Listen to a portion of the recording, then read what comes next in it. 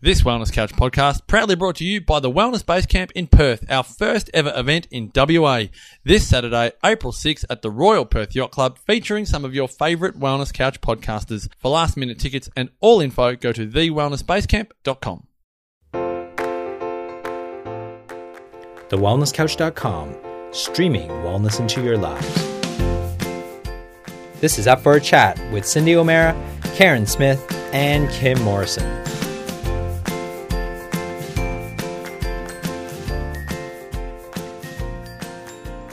Here we are, up for a chat about the hottest topics that are important to you, inspiring you to awaken the change within.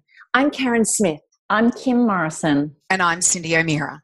And man, oh man, did you listen to last week's podcast? Holy dooly, I don't even know what to say.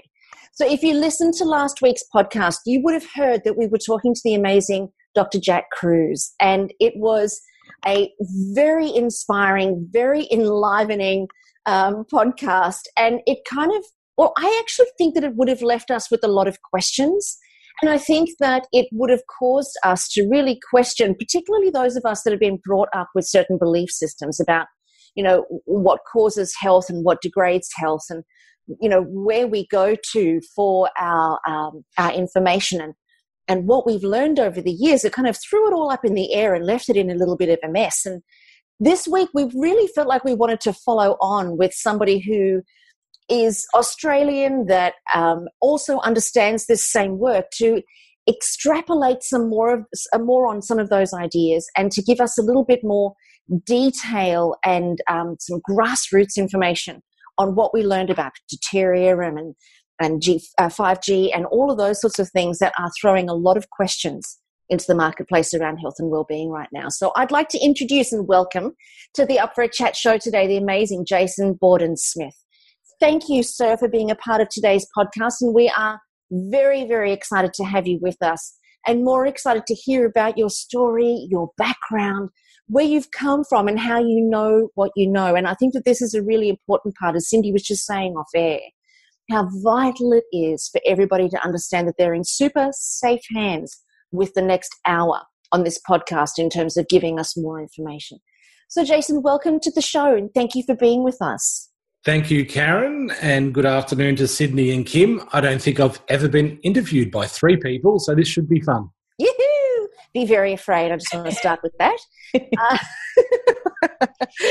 Start us off by telling us about your story and your background, Jason, and how you've gotten to do the work that you're doing. Well, it's not a pretty story, unfortunately. My original background is I have 2 science degrees specialising in the impact of the environment on human health. My undergrad was done, my major was mainly in water, and my postgrad research was on heavy metal toxicology. A lot of people know me through the lead poisoning, childhood lead poisoning days back in the 90s. And I then moved from academia. I was with New South Wales Health Department for 5 years as well, working as an environmental health officer in a secret kind of investigative squad, which we won't talk about, but it did some most amazing work. And it's incredible what our bureaucrats and government guys do behind the scenes. People just take for granted that we live in this great country. So just want to put a good word out for our medical and health people, because despite what we're going to talk about, they know very little about. It's not because they're bad people. It's not because they don't know what they're doing. It's just like me, they never knew. So what happened after I left the health department, I started a little consultancy company out of my lounge room that has now become probably the number one contaminated land consultancy company. So we have 200 employees across the country. I don't know, everyone's nearly a double degree scientist or engineer. So we have a lot of brainy people working for us, cleaning up the environment around Australia. So that's one of my claim to fame. The reason we're so good is not because of me. It's because of my business partners and our staff. What happened over the 20 years of me being in the corporate environment, you would never, ever contact me about health. And it's funny now that all these people are saying, tell me your story, because I just didn't care. Like, I was the typical Aussie male who was like a truck. You couldn't stop me. You know, I could drink lots of beers, I could do lots of things, and I'd get up in the morning, I'd just keep going. I don't know if it's the convict blood, the Scottish heritage, or what it is, but I just kept going. I didn't pay hardly any attention to my health. I really got stuck in the corporate environment building companies, and I lost my connection to nature. Now, I love the beach. I've been scuba diving since I was 15. You know, it's not as though I don't like nature. It's just that I got too busy. So I'd get up in the morning, you know, usually before sunrise. I'd be in the office and I wouldn't get home till after dark. And then when I got home, I was still on screens. I was still under artificial light. And I had no idea what this was doing to my body. Eventually, kind of similar to Jack, my knees went.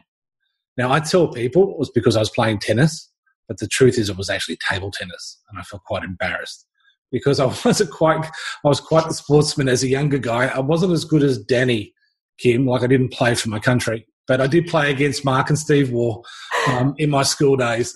But I just got too excited about the beach and surfing and you know, played a bit of cricket, but girls and other things got in the way. So what I found was I was really sick and I didn't really know about it.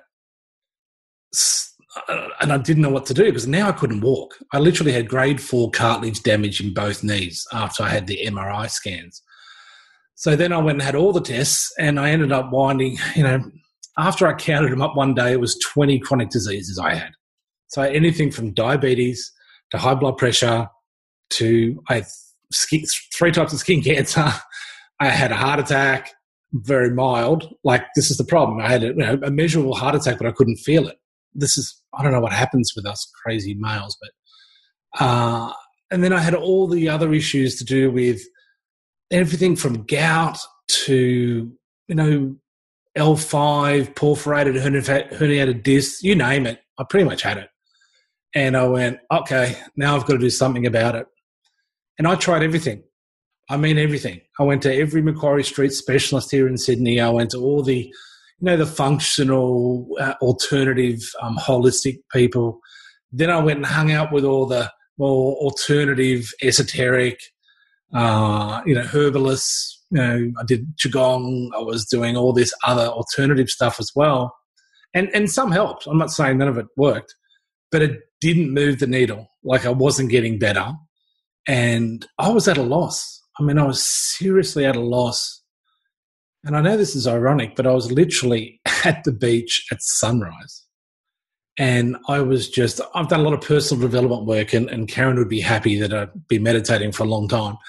And I was kind of just connecting with Mother Earth and Father Sun and just at a loss, going, kind of asking for some guidance. And I got this, I know it sounds really weird, and I promise you, I'm actually a double degree scientist who really wanted to be an atheist. No, I really did. Didn't quite happen, but I got this message or this something in my head to study physics and biology. And I went, what? Physics and biology? Like, we've heard of biochemistry. I did 2 science degrees, so I know a lot about different chemistries, including biochemistry. I majored in toxicology in my postgrad work, so I was quite aware of biochemistry, but biophysics? And you do what you do. You get on your favourite search engine and you start typing away, and I got this link to podcasts. And maybe someone like me is going to hear me or Jack's podcast that you guys have done. And I heard Jack's voice. And I have an ability to resonate with a particular cadence. I can tell when someone's telling me the truth. Now, I mightn't have a clue what he's talking about. I might be able to understand all the technical stuff, but I just knew there was something there. So I joined his membership. I've been a gold member now since December 2015. And, oh, my goodness. Like, I don't know if you've listened. I know you had him on the podcast, but you listen to his webinars and read some of his blogs. And even with 2 science degrees, I just couldn't get it. It was really hard for me. But I persevered. I just kept listening and reading. And for those who want to follow Jack, and I know there's a lot of people listening who heard last week, start with his podcast like he did for Up the Chat. He's done Up for a Chat, I should say. He's done, I don't know, he must have done 200-300 podcasts. They're all on his website. Start with the public ones. Don't start with his membership. Get used to the language, because you've got to do 2 degrees. You've got to do a quantum mechanics degree and a medical degree by yourself. It's not easy. So I got completely frustrated, but I persevered, and I went, wow, so if I'm getting this guy's message, all I've got to do is eat oysters and go to the beach. I went, wow, that's pretty easy. So I did. Now it's a little bit more complicated, and I know you're going to ask me a lot of questions about it, so I'm not going to dive into it here. So I followed his protocols for 2 years, and then in November 2017, I decided to have my first consult. So I'd never spoken to him one-on-one before. So I get on for this consult, and after about 5 minutes of telling me, he said, right, I want you to stop. That's it. Stop. I know what's wrong with you. You're blue light toxic, and you've got to fix your water. And he started giving me a sermon. You know what Jack's like? He's like a priest. Gets out there on his soapbox and starts lecturing me about deuterium depleted water. And I had to save the country, and if I do it, I'll become Prime Minister. And he's just raving on and raving on. And I'm going, Jack, just settle down, mate. Settle down. And you probably don't know, but there's a lot of us in the Jack Kruse community who just want to prove him wrong on something. It's kind of like a little test we like to do. So I decided that he can't be right, that Australian water is so bad in deuterium. I have an environmental company. We spend millions of dollars a year on testing, so I have access to good labs and a lot of people. So I tested the whole of Australia's water. I mean, I tested rainwater, I tested seawater, I tested all the different, we call potable water, so your tap water. I tested rainwater tanks, and I tested all the common sparkling and flat mineral waters that I knew we could find the source of. And bores? We did some groundwater, but not a lot. The bottom line was, and you can listen to my explanation of the results with Jack on our website, which we can put a link on the show. And he was right.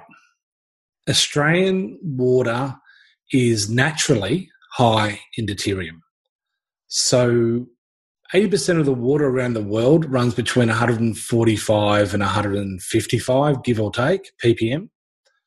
Our water is 150 up to about 165 ppm. So we're on the higher end of the deuterium scale.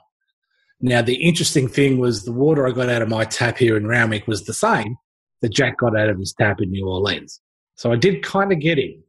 However, in the States, you can get 130 ppm water, especially from the Rocky Mountains at altitude, and the Canadian Rockies, like up where Whistler and that is, where we'd love to go skiing, is really low naturally in deuterium. So I went, uh-oh, what are we going to do now? I can't get any low deuterium water in Australia. So I did my homework, and as a scientist, I did a lot of research on deuterium, and I ended up bringing a container of water out from a supplier through Romania, and we rebranded it under our Mito HQ website, and we made that available, not publicly, just to a few people, me and my friends and other people, and we said, well, let's just see if this works. Holy moly. It was the missing piece of my puzzle. I went from recovering to everything's fixed. Diabetes gone, blood pressures. Now I'm still taking a lower medication, so it hasn't completely fixed it, but it's much lower. I was 220 on 160, right? I was hospitalised level. I laugh, but it's not that funny. And then all my pain went away, like my metabolism improved. So I went from 150 kilos and I'm down to about 120 kilos now, which is still heavy for most people, but for me, it's a skinny version. I haven't been this weight since, probably my late 20s. So I just went, I can't believe it. Light, water, and magnetism, which is, he calls it the three-legged stools. I think a better name is nature's three secrets.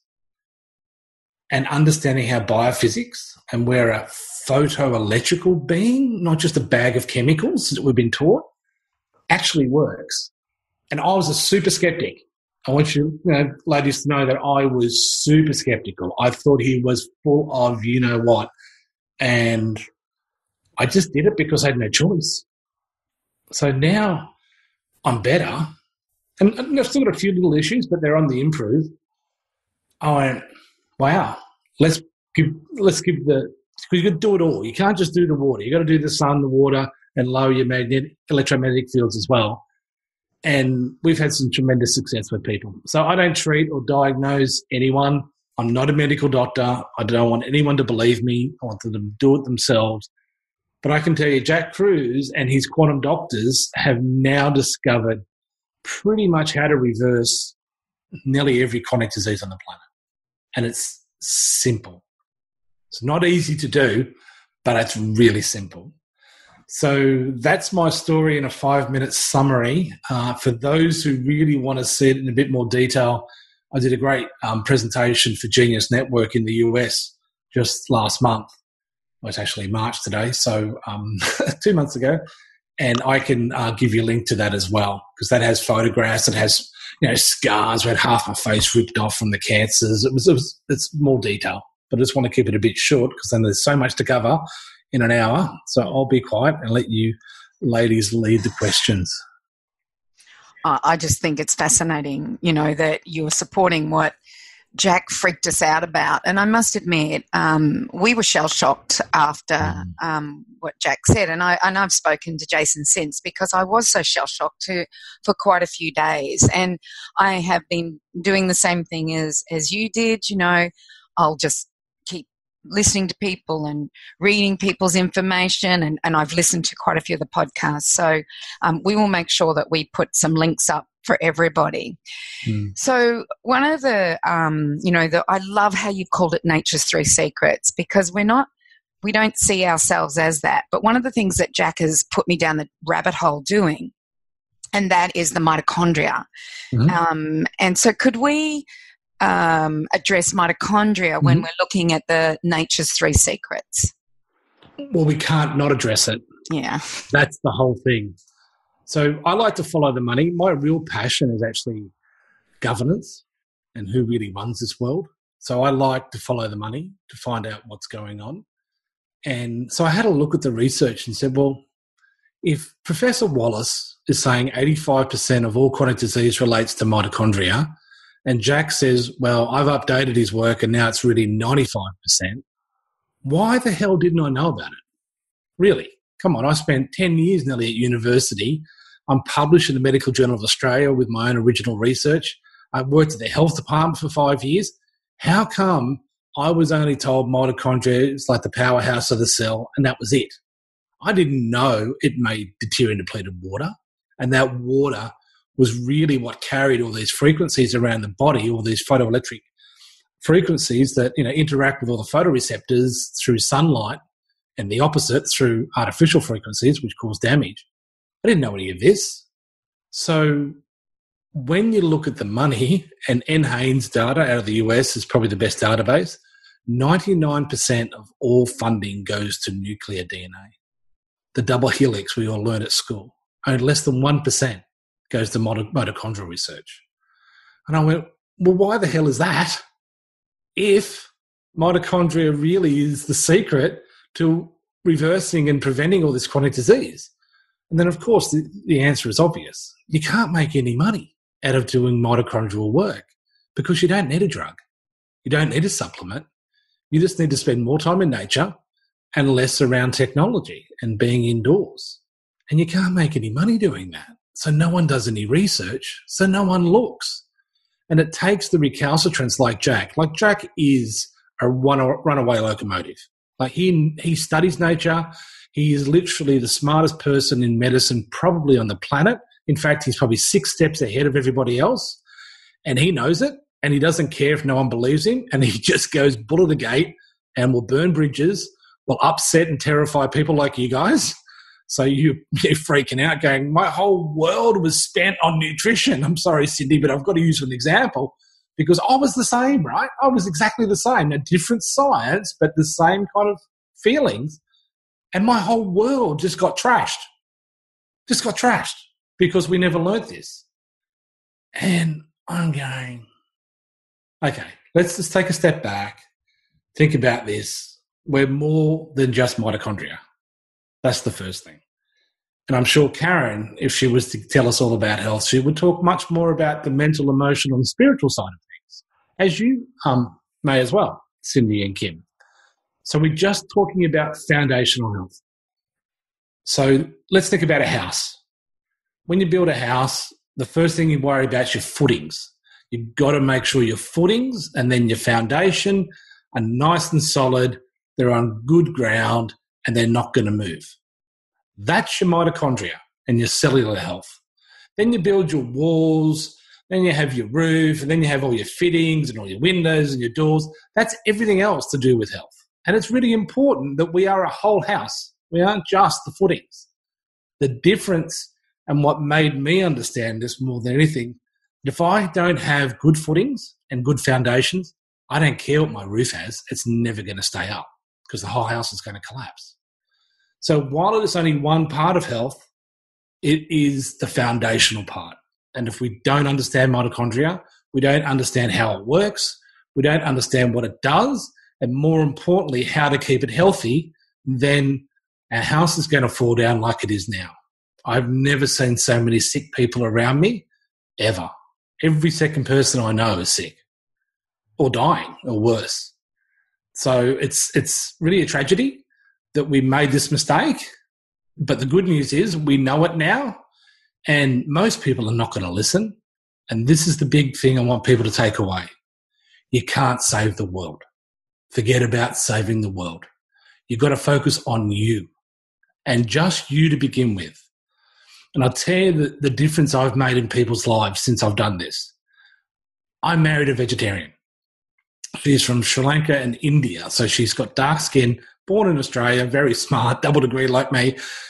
And she loves vegetables because when you live on the equator, I think her mother was a Kerala, was South India, and her father was a Tamil in Sri Lanka. So her mitochondria, remember our mitochondria only come from our mother. So you've got to see it's called halotype. I don't want to get too technical because people will turn us off, but you need to know if you're uncoupled or coupled. It's pretty simple. You don't have to get a 23andMe unless you're really sick. You need to get your snips, your snaps. You need to get all your information if you're really sick. But if you're just trying to stay healthy and you just got a little bit of this, a little bit of that, you just need to know, are you from Northern Europe or are you from the equator? That's usually the two areas which most Australians come from. I'm from Scotland and England, so I have an uncoupled halotype. So my mitochondria really does well in cold environments. It loves a lot of seafood. But the good news is because I'm uncoupled, I can use sunlight as well. The coupled mitochondria people like Trina, she loves carbs. She does really good in sun. In fact, she needs 10 times more sun than me because she has more melanin in her skin and she's designed to be in the sun all the time. People say, well, this is all crap, Jason. And I get it. I thought it was too. But look at the incidence of diabetes in India. These are the guys who've been mainly vegetarians and vegans for thousands of years. And they now have had, I think it's a 10-fold increase in 2 decades in type 2 diabetes. There is another, I think there's 100 million skinny diabetics. Remember, all diabetics aren't overweight. There's 100 million skinny diabetics in India. So what happened in the last 2 years? The last 20 years, sorry, last 2 decades. They became a tech hub, like all the call centers, all the crowdsourcing for technology support. They are, they're the Silicon Valley, especially down south of India. They moved inside. They spent all their time under artificial light and then surrounded themselves with artificial frequencies with wireless communication. They have ruined their mitochondria, and now they're getting the gateway disease that leads to serious disease. Like diabetes is a gateway disease that leads to whichever pathway your normal DNA is suspect to. So whether it's heart disease, it could be cancer, it could be neurodegenerative like Alzheimer's and other brain diseases. They're the 3 pathways most of us go on our way out of this world.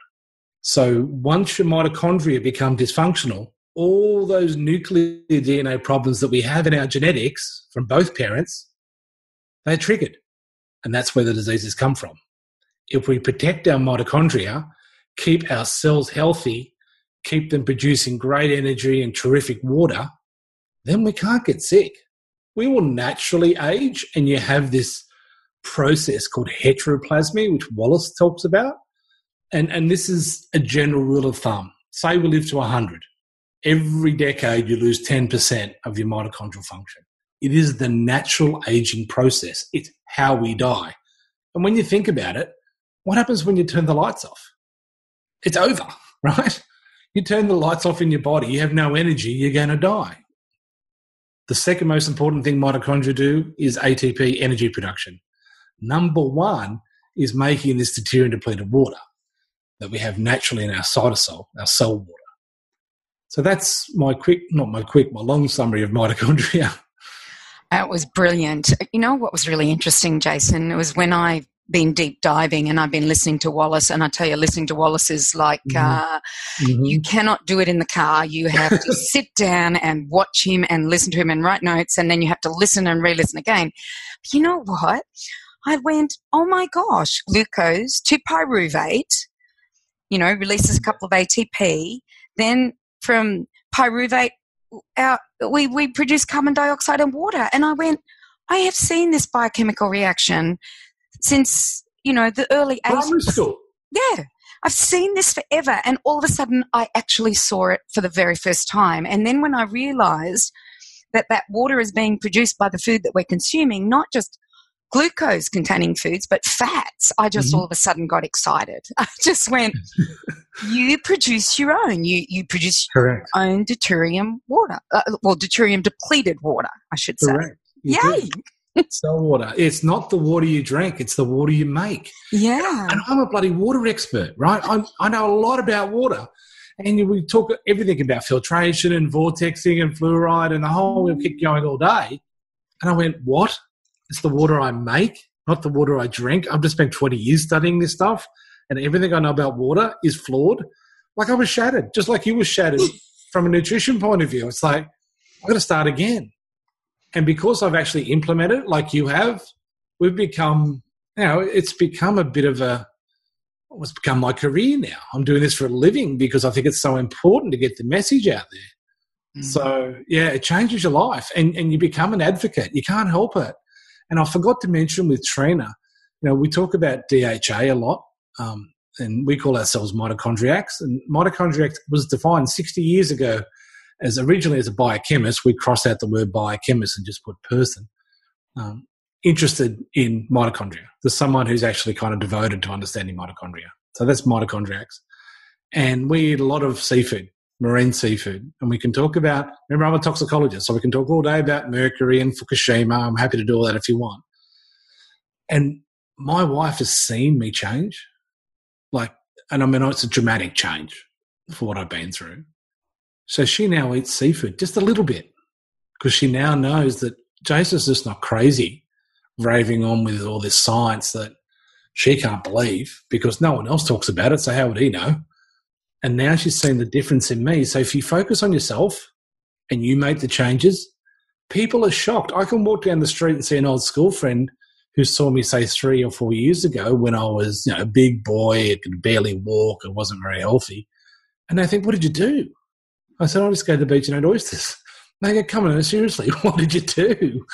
And maybe we should go in a bit more detail on what people can do, because I know not just you guys were freaked out by we call it the QED bomb, which is quantum electrodynamics from Jack. A lot of your listeners would be as well. So if you want to, I don't know, you leave the questions, but I'd like to stay solution focused for the remainder if we can. All right, let's do that then. Can I just ask one question, just for the non-geeks listening and those of us that are, trying to keep up with you lot? Sure. I wanted to know, from a perspective, one thing that Jack made a comment on, which was my aha. So I've heard a number of people say that they're breatharians, or that people can eat very little to survive, and always thought clearly they were a little bit out there and a little bit different. And it wasn't until Jack talked about how the sun affects the chlorophyll in a leaf to turn it via photosynthesis to create its own glucose and food chain, etc. That I went, oh. And then when he talked about how the sun can work on the melanin on the skin and, of course, affect the mitochondria, I hope this isn't a stupid question, but is that a similar thing when you say we make that water? Can you give me that analogy on how you talk about the early light, the magnetism, etc., but can you just explain how we make that water via the mitochondria? So it's a naturally occurring process. So Cindy was alluding to something, and we should have clarified for the audience. We are directly coupled, like we're joined at the hip, so to speak, with nature. What happens to a plant? And a plant is the basis for all food. So the natural food web works through this process we learned in primary school called photosynthesis. So a plant will take the sunlight, it'll take the water, it will then, there'll be some minerals from the ground, I know, for all the scientists out there, but basically it takes water and sunlight and turns it into sugars, turns it into the leaves and the twigs and the food in which other birds and animals eat to grow the food web out.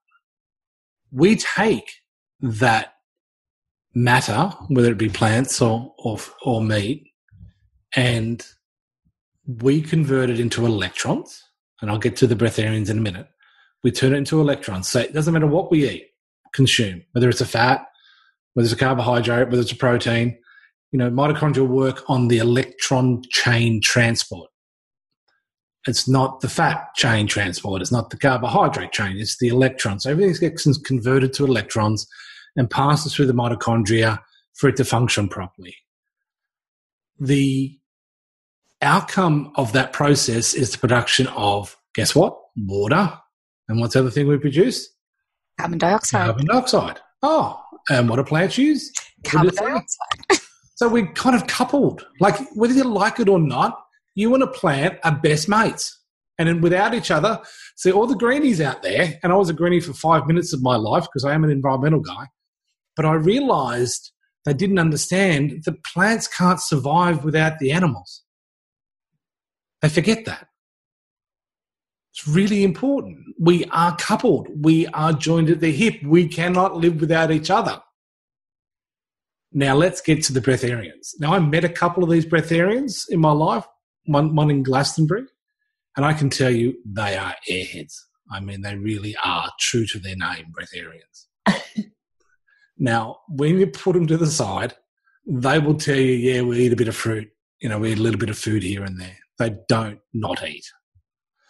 But because they are religious in seeing every AM sunrise and they do sun gazing probably too much, they probably do it too long, because you really only need to do it for the first few minutes, because you don't want to look at the sun when there's UV in your eyes. You don't want to do that. You'll damage your retina. But in the morning, there's no UV when the sun comes up. So they're getting all these photons. So all these, photonic electronics from the sun coming into their body through their eyes, and they turn them into electrons. The body will turn those into electrons. What does mitochondria use? Electrons. So you will find if you spend a lot of time in summer in the sun, you won't be as hungry because you're getting all your electrons from the sun. And what the big secret about losing weight, people, is BMI equals the amount of morning sun you get. The more morning sun you get, the thinner you're going to be, healthier all around you're going to be. I eat like a champion still. I'm not that good with not eating ice cream and doing some of the wrong things. Like, I don't live on KFC and pizzas, but I still like yummy things in my life. And I just keep losing weight. It just keeps falling off. It's insane.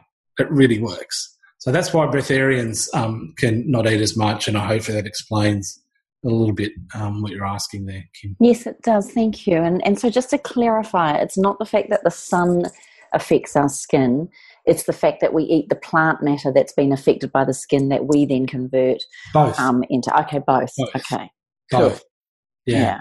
That's why we can live in the middle of winter in Scotland with no sun and survive. That's right, because I was just about to ask you about these places that are very cold, or even places like New Zealand where it rains a lot, so to speak. I want to ask you then the next level, how does the ozone layer affect the sun and how it affects our plants and us? Well, it definitely increases the amount of energy that we don't like. So it does increase a lot of the UVA to really high levels. And it can change the water.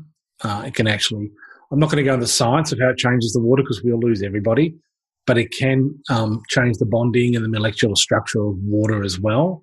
Now, the donut hole is not as big as it used to be, and it's more over Tasmania than it is over the mainland. So it does vary and has changed over time. It's not as big as issue as it once was. Okay, cool. And my next question, just while I'm hogging it right now, I said to Jack after he said to us that, I think he said the word moron quite a lot in the conversation. And I could really hear what I would call aggressive passion. Like he was so passionate about what he was saying. When I said to him, how do you expect 22 million people to up and leave Australia? He then gave us some insights as to what we could do. I would love to know what you think. 22 million people are not going to up and leave Australia. Can you please give us some... Yeah, exactly, right? Why would we? Come on. I know, right? But what I was interested in is your insights and your thoughts as to what we could do, because there may be some people still feeling a little bit shaken from last week's podcast, and it would be really cool for you to help us now, in layperson's term, describe what we could do. Yeah. So first of all, people, Australia's the best country in the world. I've travelled everywhere, and I literally kiss the ground when I come back from being overseas. I'm not moving. I'm just not. Now, we have some unique challenges that we have to take some extra steps to keep ourselves healthy. Now, remember, I reversed 20 chronic diseases living in the environment that Jack said would kill me. But I made some big changes, and that's the key difference. My first big change was I left corporate life.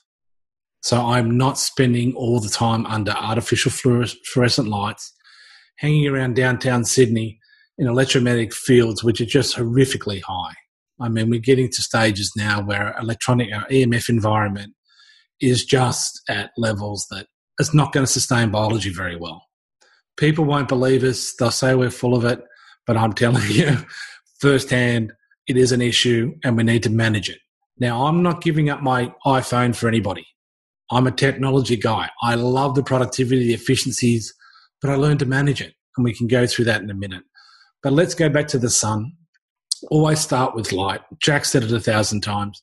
We call it EMF hygiene, but there's good EMF. It's not all bad EMF, right? So the electromagnetic fields that we were designed, our biology spent billions of years designing our body to be in nature. Why? Because the frequencies of the sun tell all our biology what to do. I'm not going to go into details about that because we haven't got enough time, and I want to focus on solutions. But trust me, how does a tomato know when to ripen? The sun tells it. It's the same with us. The sun tells our biology how to operate through all the photoreceptors, through our mitochondria, and that's the key piece of the puzzle we've forgotten. So the morning light, we want to get as much sunlight as we can without getting burnt. I don't want people to get burnt. Now, I've had skin cancer. I've had my face hacked apart. I mean, I've had proper skin cancer. I got it not from playing cricket and surfing as a teenager, like everyone wants to tell me. I got it from being 30 years under artificial light and other frequencies and not getting into nature. What we've been told is an outright fib. Now, they didn't do it on purpose. This is not intentional. They just don't know, and still today they don't know. And am I going to get in trouble for coming out publicly about this? You bet you I will, but I don't care, because when you look at the science, you have a hard look. I say to a dermatologist the other day, I said, tell me where the science came that sunlight causes cancer and you've declared war on it. He couldn't. You know why he couldn't? Because they were never taught it. It comes from a study done, I think it was in the 60s, and, you know, you're all mothers, so when you sometimes have a baby, they can be born with jaundice, and they use blue light, they use artificial light to actually recover from it. So they're doing a study on this, and they used UV lamps, straight UV lamps, and they gave, it was mice, it wasn't kids, they gave these mice a retinal cancer. So that's where the study comes from. John Ott's book, I forget the name of it, but you look up John Ott and light, you'll find it, Light and Health, I think it could be. He's got the research, he traced it back, and he went, what? They based all this off UV lamps, and because the sun has UV, then it must be bad for us? That's the lie they use. It's unbelievable, isn't it, really? And it's now horrific. Slip, slot, slap. And we've been conditioned. My mother used to chase me around the backyard with sunscreen. She thought she was doing the right thing. Like, one thing upsets me, because I've been in surgery and had this, I've lived this. I mean, I really lived it. And anyone gets told they've got cancer, it scares the living daylights out of you. The fear around cancer is insane. So it kind of bugs me and I get a bit worked up. So sorry about that. Anyway, so that's one half of light. So you haven't got a video, but I look like I'm got a lot of sun today because I did. I'm kind of pink. Pink is good. You don't want red. Why? Because it hurts. Not because it gives you cancer. You just don't want to get pain when you're sleeping. So just get as much sun without getting burnt. Don't wear sunglasses. I wore underpants more than I wore sunglasses when I went cold turkey. I know how hard it is. But I did it and it works. Now, if I'm out fishing and it's early morning, the sun's reflecting off the water, I will wear sunglasses because I've got to get the kingfish up before the sharks get it. So I do wear them for that. If I was skiing, I don't want to get snow blind. So I think it's fine to wear it when you're skiing because you don't want the reflection off the snow. But apart from that, you don't need to wear them at all. In fact, we need to wear sunglasses at night. So these artificial frequencies, and Jack said it last week, so I'm not going to go through it, but you have special glasses that you can use during the day, which block out some of the artificial lights. And then at night, you have the red ones, and they block out all the artificial frequencies that you need to sleep well. The reason we have a sleep epidemic and the government is running like a Royal Commission or whatever the health equivalent is right now as we speak is because we're just staring at screens indoors the whole time and we just ruined our circadian biology. It's really easy. When you understand the quantum electron dynamics, really get into the physics of this, it all makes sense and it's all explainable for all the doubters out there, the medical people, the nurses, the health professionals. It's all in the literature. You guys just haven't read it. So we want to make this publicly available. I know Cindy and I'm sure the other ladies are passionate about getting this information out. So you need good light environment. The second part, so Australia's fine for light. Our problem is water. But if you live naturally, your body can handle the extra deuterium. How do you think Aborigines handled the high deuterium for so many years? How do you think everyone living on the equator, which have higher deuterium than we do, can live with it? Because they spend so much time outside. Your body can naturally regulate these deuterium levels if we do things properly. The trouble is, the US EPA calculated that we spend 98% of our time indoors. 98%. You go, what? That's unbelievable. Now, that's probably more Americans than Australians because we do like going to the beach and having barbecues and playing in the park a bit more. But so many kids and so many young adults are stuck inside on screens. They wonder why they can't go to sleep because they're staring at a screen at 10 o'clock and you're telling your body it's noon. The light coming off your screens, whether it's a TV or a YouTube university on a computer, as my daughter likes to call it, it's keeping them up because they think it's 12 o'clock in the middle of the day. That's why they can't go to sleep. It's pretty simple when you get it. So light management is critical. For those who have a chronic illness in Australia, it's likely that the deuterium, and I'm not going to go into the biology because I'm very aware of the time, but basically you've got this molecule that's twice as fat as hydrogen. So imagine you're getting off a train and you're going through the turnstiles to get through the gate and the fattest person you know times it by 2, what happens? That turnstile gets stuck. They can't get through. So all the other hydrogen atoms can't get through into the mitochondria where it makes all these energy and spins this nanometer called ATPase. So it doesn't produce the water. So we need to flush them out. And if you're not going to do it naturally or you're sick like I was, drinking deuterium depleted water can be very, very helpful. Now, healthy people don't need to drink it. It's extremely expensive. It's really difficult to get. Costs a fortune to make. Everyone freaks out. Oh, this, everyone's just trying to rob people off. But we set it up so we make no money. That's how important I think it is. And I don't want to talk about any cures or anything else because I'm not a doctor and I don't want to say that publicly. But all I can say is a lot of people are pretty happy they've been drinking it, but you've got to do all three: light, water, magnetism. So that's the water problem fixed. Now, you can make good water if you live naturally. Remember that. You don't need to drink DDW per se. You made my day just then. Oh, me too. You've got no idea. I thought we might as well have just all taken ourselves off a cliff last week. But Jason, so are you saying then, okay, so now that's good, is filtered water then better, or this reverse osmosis water? Does that help? No. Remember, it's not the water you drink, it's the water you make. So how do you make good quality water? You live like you were born to live. You eat natural foods, so nothing in a packet. You eat yes, but wouldn't the water that's been filtered be better water for us to be not drinking for deuterium. than tap water? So we're talking about the smallest molecule in the world, right? Hydrogen is number 1 on the periodic table. It's minuscule. Then you've got an isotope of that molecule. So to separate deuterium from hydrogen is near on impossible. So any filtration that exists today, unless it's a proper industrial plant, cannot make or remove deuterium. Full stop. So every filter, every hydrogen machine, every other device you've heard, and I can go through ion exchange and resin and reverse osmosis. I can go all day through all the different filtration media. They do not remove deuterium. You cannot remove deuterium through standard water filtration. Impossible. But it's still better? Beg your pardon? But it's still better? Describe better like... Well, tap water compared to something that's gone through a beautiful filtering system with...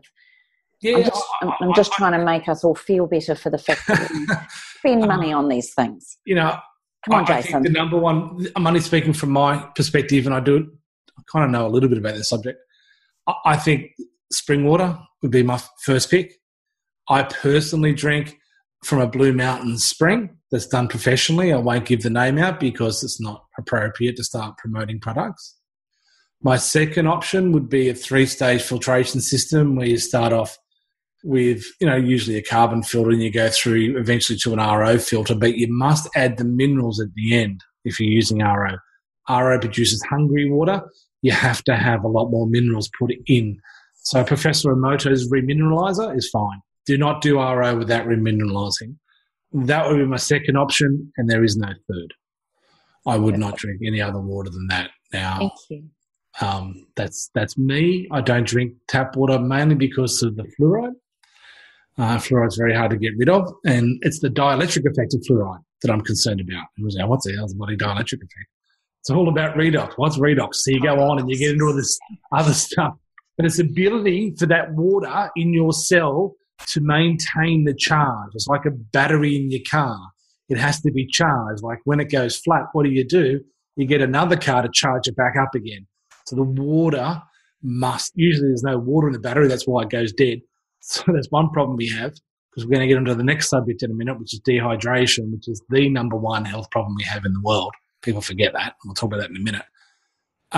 You must have charge in your battery, and you get that by having no chemicals that affect that. And fluoride is one of those. There are other effects, but that's my main concern with fluoride. Chlorine, I think, is one of the best chemicals ever invented by men or women. I don't know who invented chlorine, just because it's a very, very effective disinfectant. And, we did have cholera and typhoid and all these nasty bugs that we needed to deal with.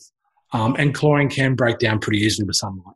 So it's not as bad. Like, I swam in an indoor pool getting green hair as a kid for a long, long time. And I get the trihalomethane, I get all that.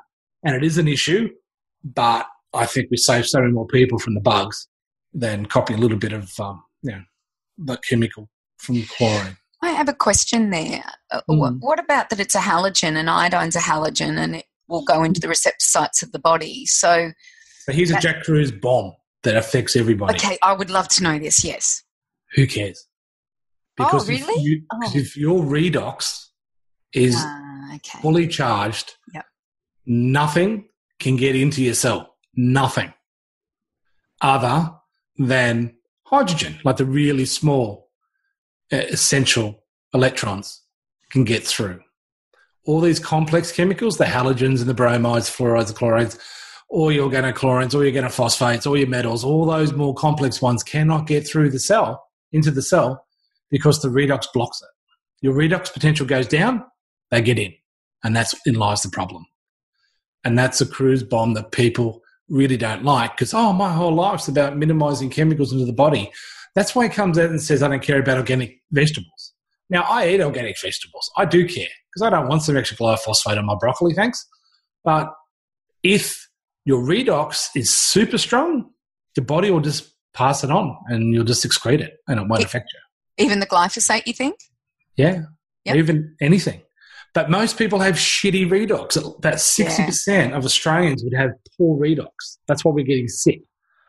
So that's why these chemicals. And remember, we have a very clean environment today. Mm-hmm. Like everyone thinks, it's so bad. I'm going, bad. You guys got no idea how bad it was when I was a kid. I used to swim in shit. That's how I started my whole environmental career. Like at Maroubra Beach, we used to have raw sewage come onto the ocean and we used to surf in it because the waves were too good. The Cooks River was a sewer. It was a chemical sewer that leads into Botany Bay. It was horrific. Now we got whales in the harbour. That never happened when I was a kid. Now you can swim with dolphins, right? It's unbelievable how much we're better. Our air pollution levels. Where's all these smog days we used to have? Oh, they're gone. So don't think we've got more chemicals than we used to. It's not true. We actually have a much cleaner environment than we did when it comes to chemicals. So what's changed? Why is our environment so bad? And environment matters most. It's because the electromagnetic frequencies that we live in are now hazardous to biology. And we've been told they're safe when they're not. Actually, we've never been told they're safe. They just say there's not enough evidence to prove because we need to do more research and keep delaying this because there's $1 trillion industry with all the IoT and 5G and smart cars and cryptocurrencies that we need the technology for, not for humans. That's what's changed. That's why India have 100 million people with diabetes. Our electromagnetic environment is now horrific. You know, I used to work in the health department. I used to hang out with the EPA guys and I said, why don't we put monitors up and show the increase in the electromagnetic smog? Because it's not an issue, as they'd say. Now, I've got friends who've been monitoring this for 20 years and they're just horrified on how high the levels are. Now, I've got meters and I sent you a video, which I told you not to publish because it's kind of scary. And it's in northern beaches where everyone thinks everything's lovey-dovey and there's no problems down there. Well, this technology is everywhere. You can't run away from it. It's coming and it's not coming. It's here and the 5G stuff is just really starting to roll out across the world. And we talked just, when we were talking, Jason, I have some friends who live in the northern beaches and they said that the suicide rate is the greatest in the northern beaches and anywhere else in Australia between 19 and 25-year-olds. Mm. And even with kids that they go, we had no idea. And these are their kids' friends. So, it's... Yeah. I think my daughter had a friend die in class 2 years ago, so from suicide. The good news is when you have a meter, you can test your environment. Like I said, I'm not giving up my iPhone. I am not anti-technology. I'm not. I just want to make it safe.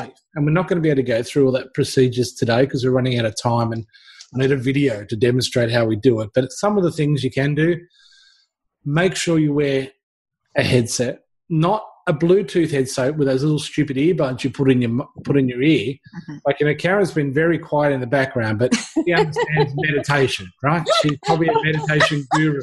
And she I'm will just waiting tell to get a word in. I know. Sorry, Karen, I'm trying to be... Don't be silly. I'm joking. I'm joking, Jason. Really. But you would know that our brain states run from half a hertz to 30 hertz. And we have different brain states going from, beta, alpha, theta, down to delta. And those different brain states happen under different influences, including sleep. They run like between 0 and 30 hertz.